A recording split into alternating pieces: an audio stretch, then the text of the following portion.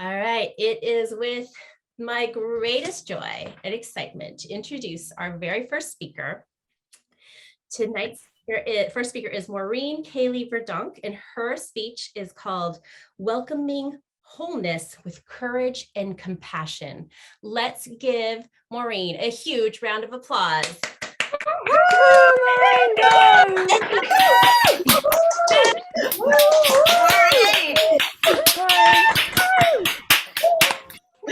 That's beautiful. Let's go ahead and mute ourselves other than Maureen. And Maureen, just go ahead and take your time. When you're ready for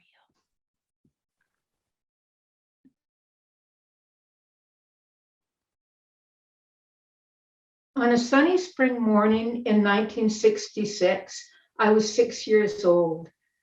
I was outside playing with my two younger brothers, aged 4 and 3, and our babysitter's son. And our instructions that day had been, stay close to home in our small northern town.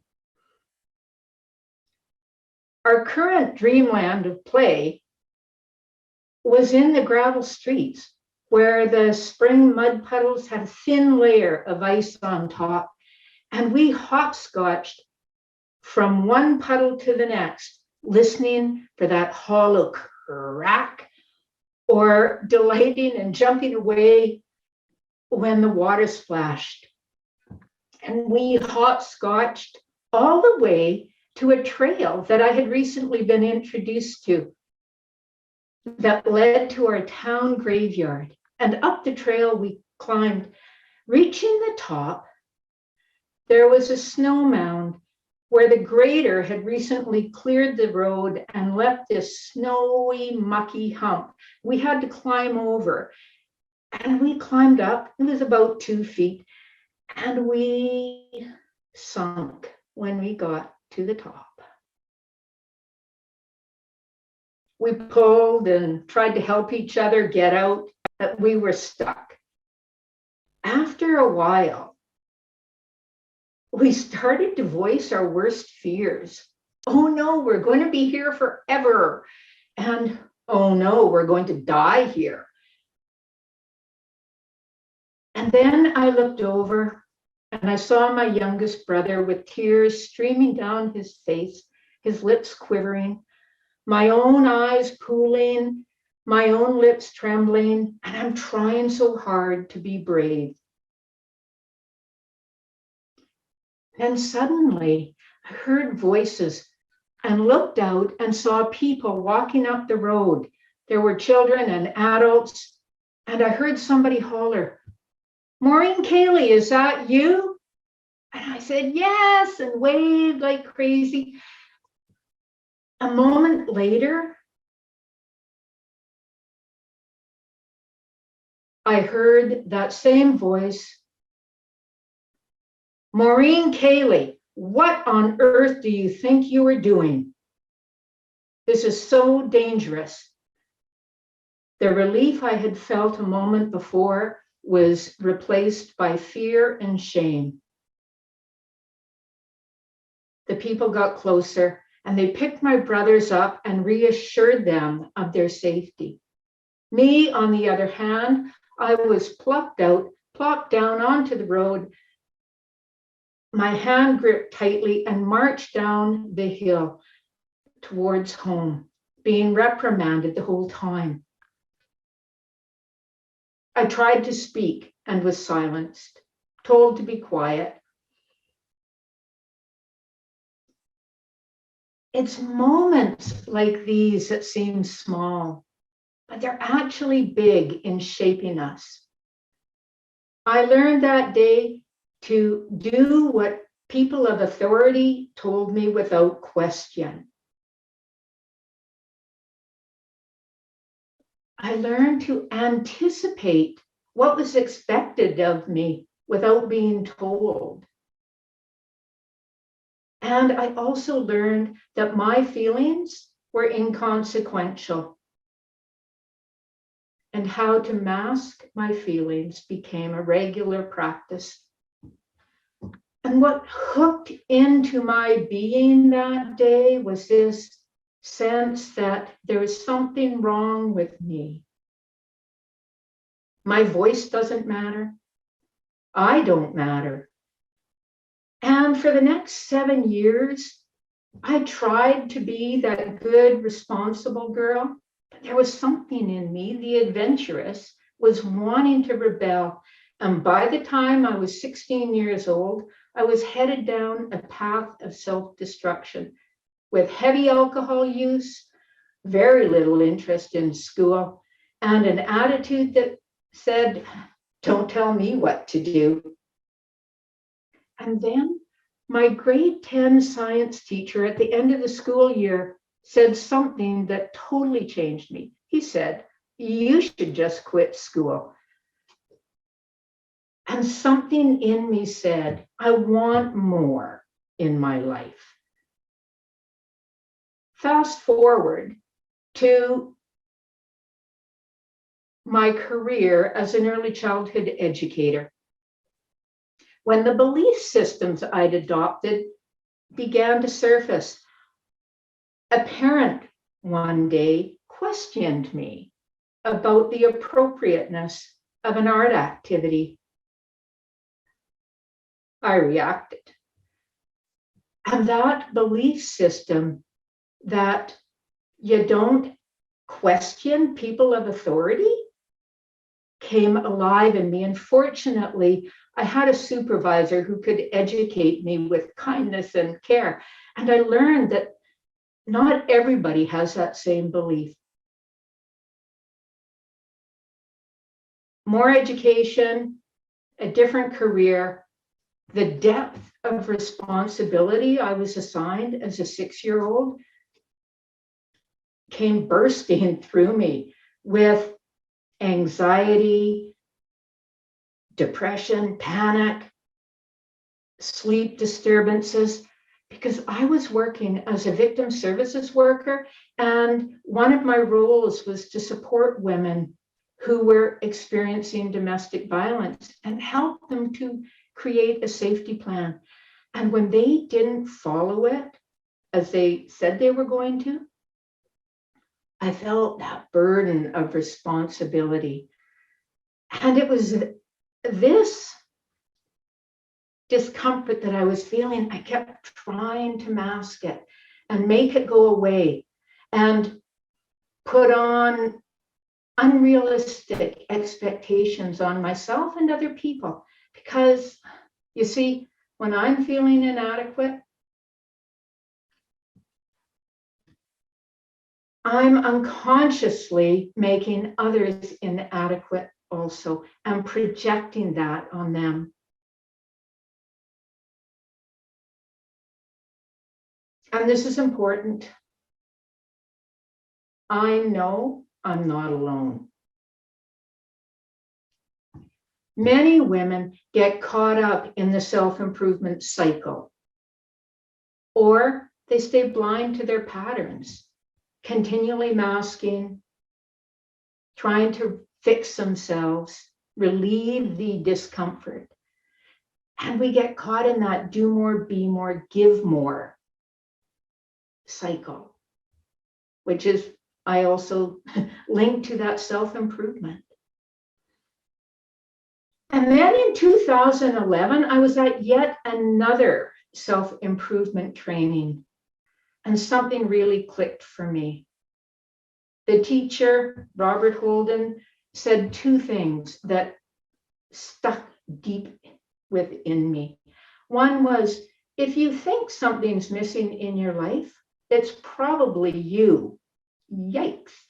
And no amount of self-improvement will make up for any lack of self-acceptance.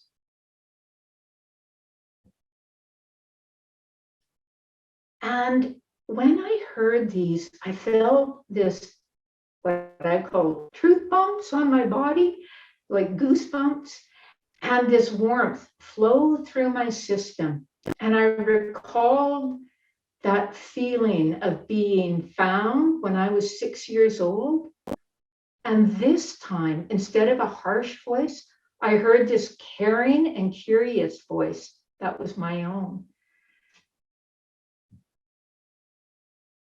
It said, what if you're actually okay as you are?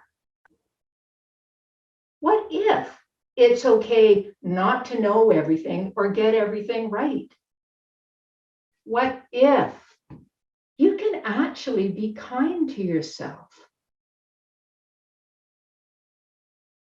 And something new hooked into my identity.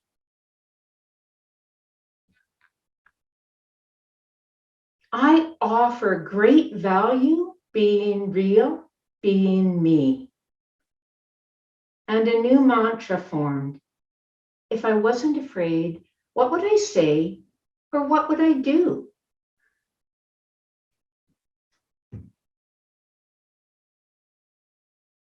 My body relaxed. I had more ease in my life. I had more peace. My relationships improved, both at home, in my friendships, and at work. And I'd love to share with you 3 things that really made a difference. One was courage. Many of us think of courage as being outside ourselves, learning to fly a plane or whitewater kayaking or skydiving. I believe that it takes incredible courage to stand up against a system that says you're not good enough. You don't matter. You need fixing. And to like ourselves. And that question, the new mantra, if I wasn't afraid, what would I say or do, became a lifeline. And then I would do it. Because honoring me honors you. The second thing is compassion, which is companion to courage. If I say or do something that is unfavorable to another person, I can tell myself with kindness,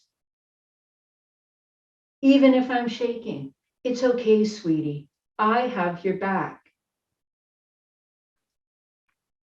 And the third is community that is built on courage and compassion and generously and genuinely supports the people who are in this community.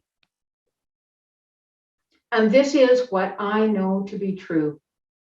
When I am surrounded and connected in this way, my body, my mind, and my spirit responds.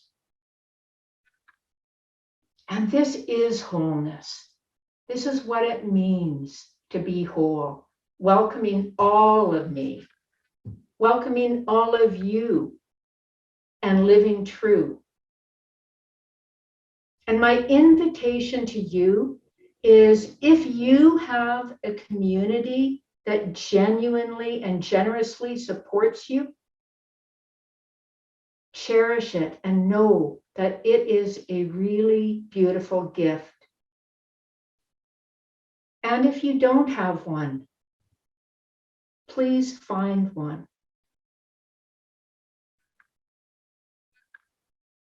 And when you think of welcoming your wholeness, I invite you to ask, if I weren't afraid, what would I say?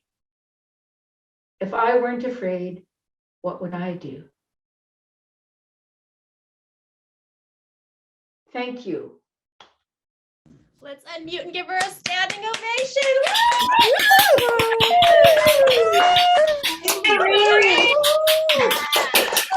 Amazing. Bravo! Yes, Maureen. Wonderful. Yes. Yay. Oh, so gorgeous. So Gorgeous. good. So Yay! Okay, I want to invite 2 or 3 celebrations. Unmute yourself, hop in, tell Maureen, what did you love about how she said it or what she said, what moved you? Share with her, be generous. Maureen, you are a beautiful, beautiful, beautiful storyteller. Oh my gosh. I was with you in that mud puddle. I was stuck there with you. And I remember the feeling of hearing, Denise, what are you doing? And hearing it all the rest of the way. I mean, so many people can identify with that. I think we as girls and women were expected to not do those things. I had 3 brothers and I always heard boys will be boys. And I went, now, wait a minute here. So that I identified so with. And I have had the privilege of being with you in accountability groups. And not only are you beautiful with what you say, you are beautiful with the refinements and how you give those refinements to others. So I thank you for that. Thank you. Yeah. Who else? Who would like to celebrate? Just unmute yourself and go for it. Hi, Maureen.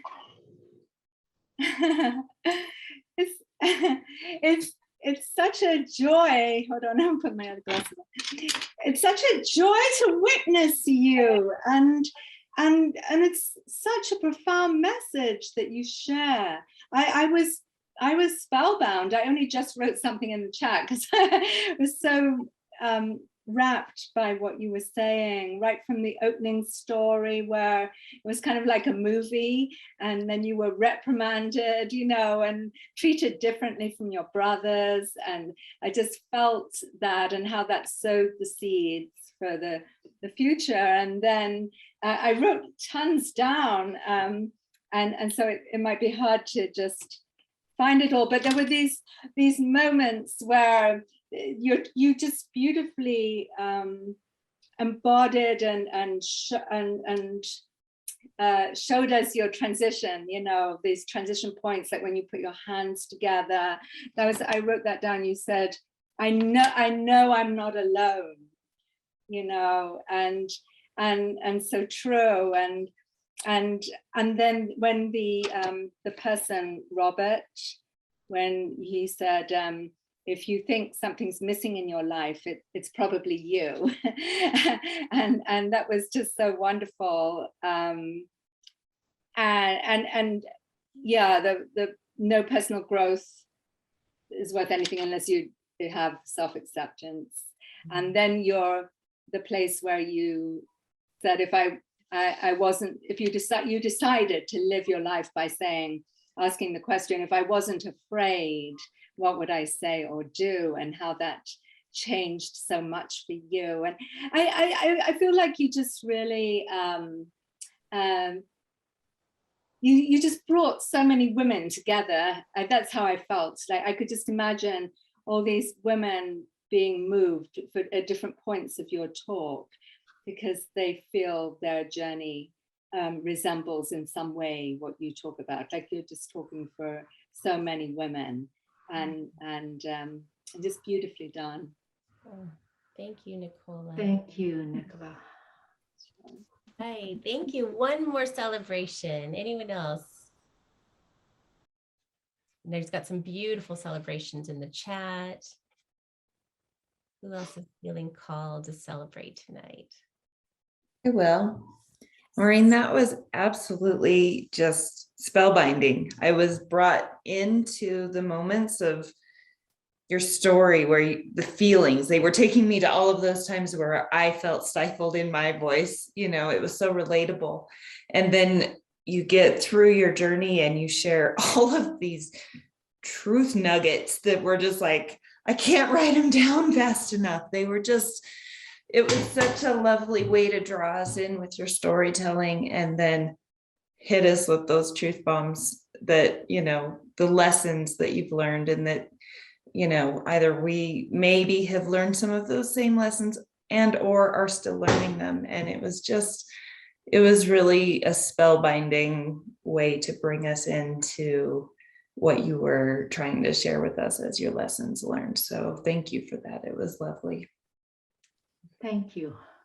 Oh, thank you. And there's so many beautiful comments. Take some time, Maureen, to soak them in. But I want to celebrate just the power of, one, your storytelling, but two, the gift of your vulnerability and honesty tonight about what those old belief systems, how they can show up in our lives over and over again until we're ready to look at them. And the way that you had the courage and compassion to look at those things and then to tell us, to be really honest, like, hey, it showed up at my work like this, and it showed up at my work like this. We've all been there. But to have somebody be so loving and compassionate with themselves, and then to have you share the wisdom of how you were able to shift out of those and really come up with your new belief systems that we can kind of hold on to and grasp. It's magnificent, absolutely magnificent, and so generous. I felt your heart and your generosity come through. And I know from just looking at these comments how much your words had an impact tonight. So thank you, Maureen. All right, let's give Maureen Thank another you. huge round of applause. Yay! Yay,